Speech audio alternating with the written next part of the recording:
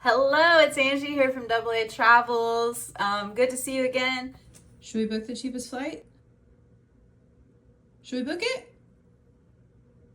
Yes? This video, we're going to talk about why you should not always buy the cheapest flight. Okay, if you watched my last video, you saw the 5 mistakes I've made in the past when booking travel. This is a big one. Sometimes booking the cheapest flight is not the best idea, okay? So, first of all, who's a Southwest fan out there? I am. So, I'm not coming for you today. If you think I'm talking to you because I'm saying don't book the cheapest flight, Southwest is amazing. I've flown them 11 times this year already. I think I have my 12th flight coming up soon. So I've flown Southwest quite a bit this year, and I often find that they do have great deals. But if you're like me, you're like, what about all these changes they have going on? And if you're not a credit card holder, from now on, you're gonna have to pay for bags starting in January. So, or starting actually already if you didn't book before, I think it was June. So you're gonna have to start paying for bags. So you gotta add that amount if you check a bag to your flight total. You also are not going to get the whole getting on the plane first anymore for the cheapest flight. You're going to have to board in a different order. You're not going to get to pick your seats. So there's lots of changes with that, and I'm anxious, honestly, to see how that pans out when it starts. I have not, I've flown Southwest since they started charging people, but I booked everything before they changed that rule. Plus, I have a credit card with them, so I will always get that bag for free.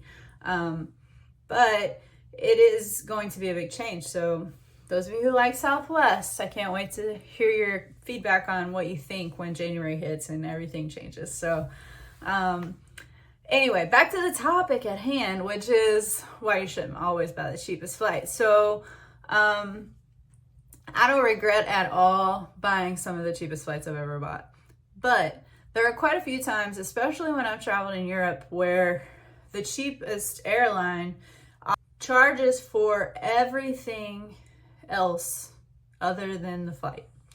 And in the United States, I believe Spirit does this. There may be some other budget airlines that do that I haven't tried, like WestJet or Sun Country. I know there's some other ones. I haven't tried those, so I can't speak on them. You guys can let me know in the comments if you have. But a lot of times you're paying just for the flight. Then you have to pay for your seat. You have to pay for any bags that are more than like a purse, like even a backpack. You have to buy any food. There's no free snacks or anything like that. And so a lot of times when you add up all those extra costs, it doesn't really end up being the cheapest flight anyway. So when you're booking a flight, if it's the cheapest flight, make sure you're reading all the extras in the details so that you're not getting stuck with a more expensive flight that wasn't as nice as what you could have got all those things included for. So you want to make sure that you really do your research on that. So, next, for me personally, if a flight is over about 4 hours, I'm not flying Southwest. Going back to that because I think they're a great airline and I really enjoy the service and all those things. But a lot of times on a budget airline or a cheapest flight, you're gonna get less amenities. So, like for example, Southwest doesn't have any TVs. They don't have free movies to watch and things like that unless you use your own device and you're draining your battery. So that's not always ideal to me. I'd rather just not use my phone battery and be able to watch the TV in the back of my headrest if it's a long flight. So that's why I say over 4 hours. If it's under 4 hours, I'll read a book. I'm good. You know, I don't get bored in that amount of time.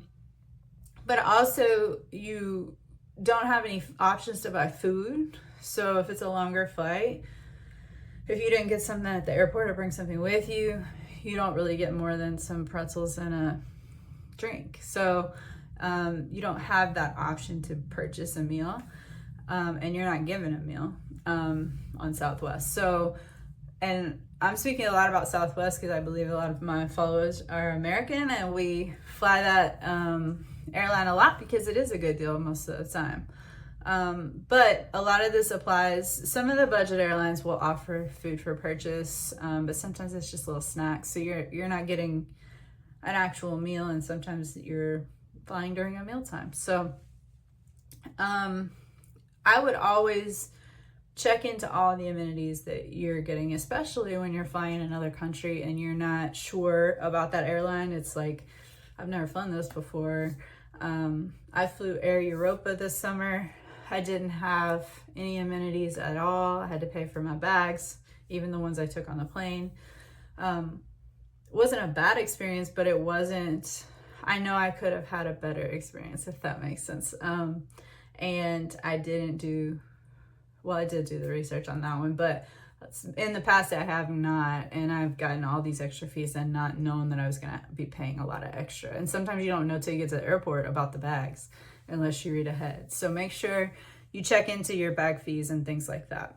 Another major thing that I touched on earlier is if you don't check for award flights before you actually pay money, that's going to be a big mistake. If you're using credit cards and you have points to use, you always want to try to find an award flight and see if the value is higher on the award flight than paying the money, then you want to use the rewards.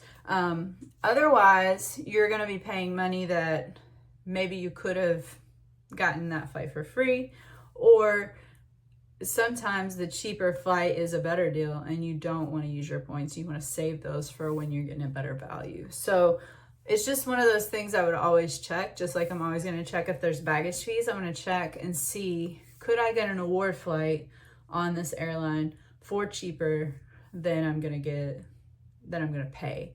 Or is the value not a good value? And that takes some time for you to figure out. You really have to get used to looking at how much each point is worth, and then is it worth enough that I should use points on this flight. Sometimes when you do that, you get a higher class, like instead of economy you get premium economy, and then you get a checked bag. So you want to make sure you're looking into those things with all the extras, because sometimes you'll get a little bit better value for your points than you will for what you pay. But not always. There are definitely times where it's a better idea to pay, for sure, and just go ahead and pay and get your points from purchasing and then use those on another flight later. So I would always check into the extras and check into that option of paying with points instead of money. See which one's better for you and then go from there. So should we always buy the cheapest flight? No.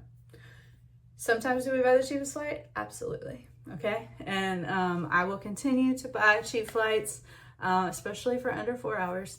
And I know that sometimes they're the best that you can get, but they're not always the best thing. Okay.